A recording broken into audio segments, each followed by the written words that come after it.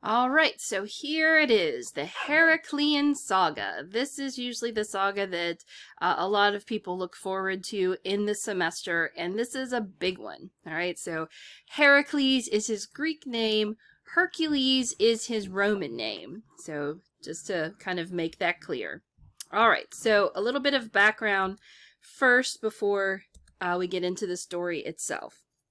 So the one thing that's interesting about Hercules, or Heracles, is that he is both a hero and a god.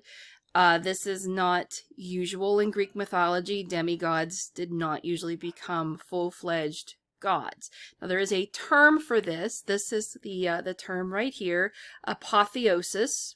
Okay, that is when a subject, in this case a hero, is glorified to a divine level. So that's apotheosis. Good term to know for the quiz.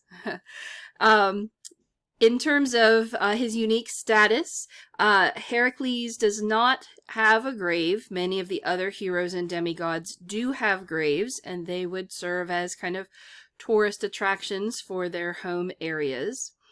But for Heracles, he was supposedly taken directly from his funeral pyre and made immortal.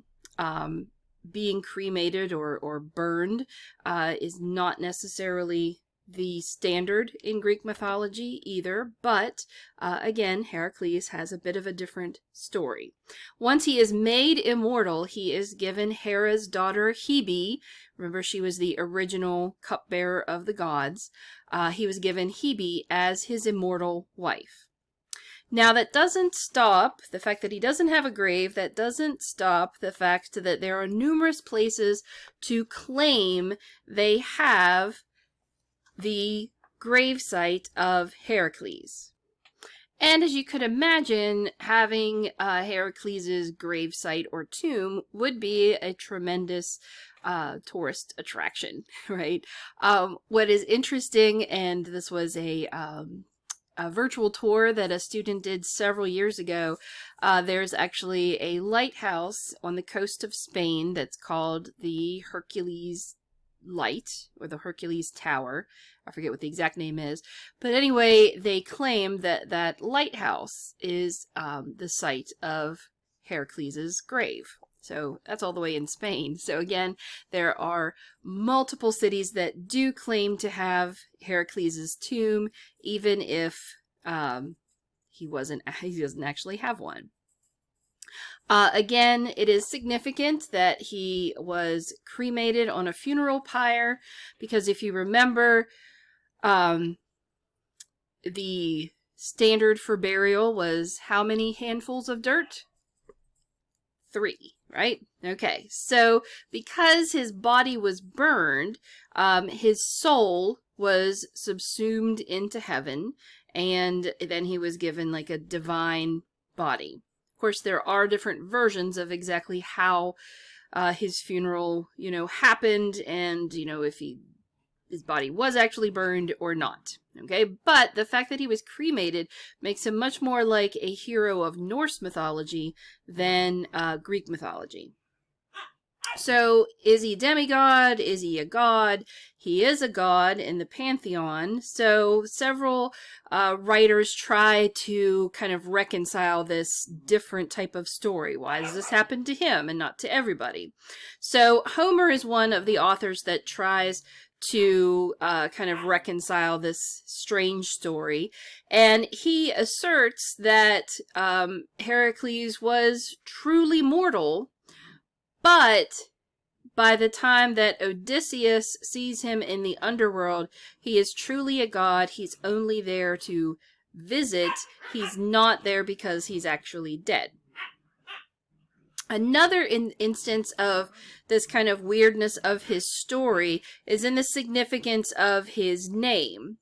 And where's my little cursor here? Right, so this part right here, the significance of his name.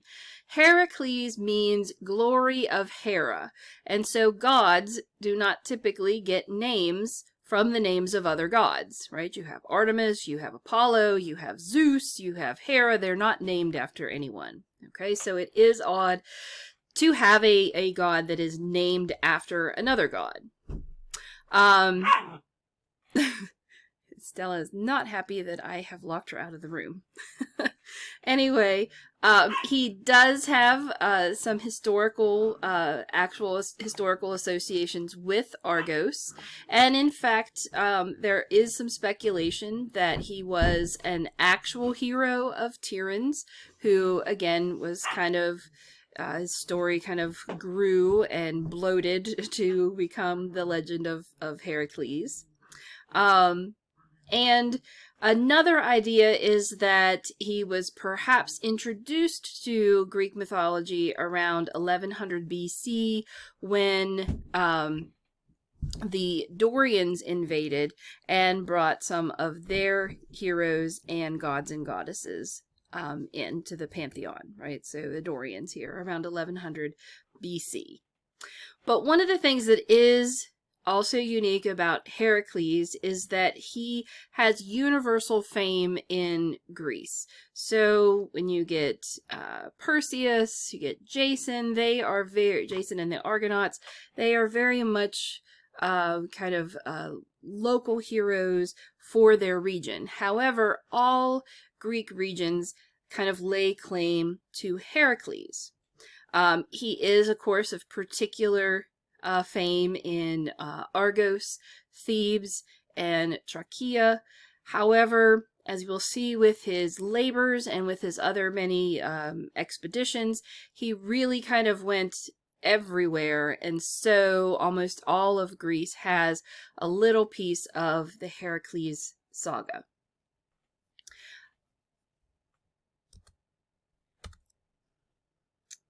Okay.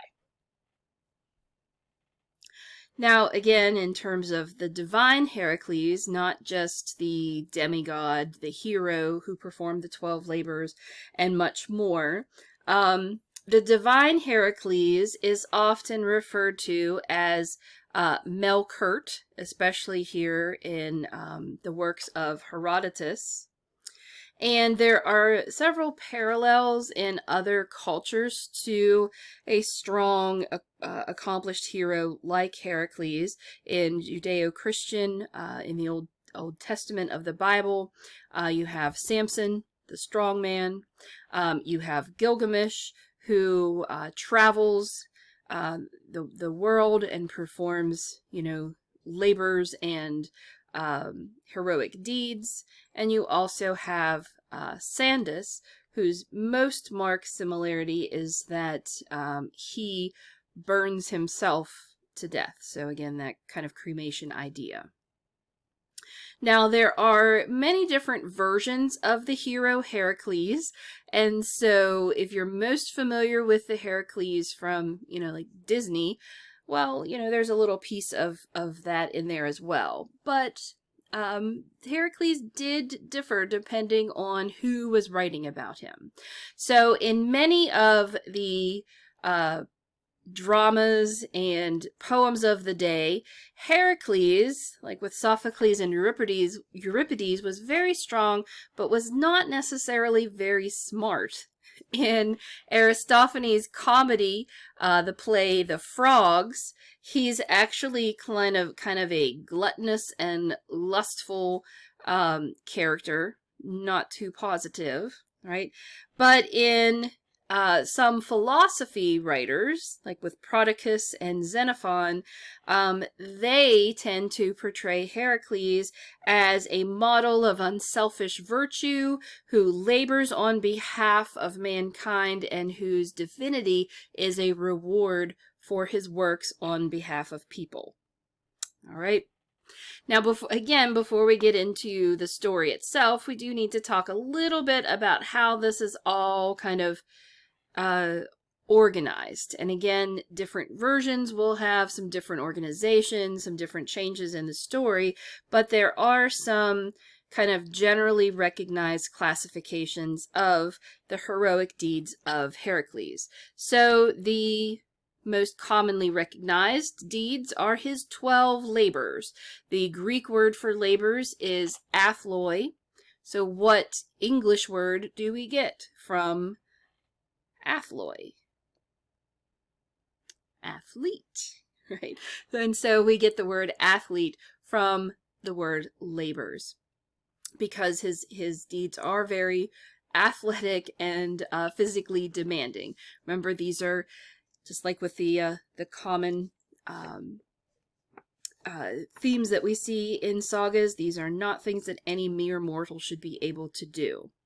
Now, that seems to be the big showcase, the 12 labors. However, in the course of performing his labors, he will have what we call incidental deeds or adventures, and these are known as the parerga. Hint, another good quiz question. Okay, so these are kind of the side adventures that happen in the course of, you know, traveling to do a labor or traveling back from a labor. And then, of course, later in life, you have the expeditions. So this is the third area of his saga, is where he was a leader of an army or a force of some kind. And oftentimes those expeditions were led against leaders who were not so gracious to Heracles while he was basically enslaved and performing his 12 labors. Okay, so again, the labors are kind of the central or significant portion of the saga, but Heracles actually has a whole story beforehand, as well as after the labors as well. Quite a full life. Okay, so let's get into that. But before we do that, let me quickly remind you of the family tree that I shared with you. And so we have made it here to Perseus. Perseus and Andromeda have a son named Electron, and Electron has a daughter named Alcmene. Alcmene will marry a mortal man named Amphitryon. But there's a little bit of backstory, and of course, again, another common motif with a saga and with a hero is that there is oftentimes an amazing or miraculous birth story. So we're picking up there, right, with Electron and his daughter Alcmene. Will take us down to Heracles, and then you will also see that Heracles has a couple of different wives as well. All right, so I'm going to pause there, and we'll start the second video with the birth of Heracles in the city of Thebes. So check in for video 2.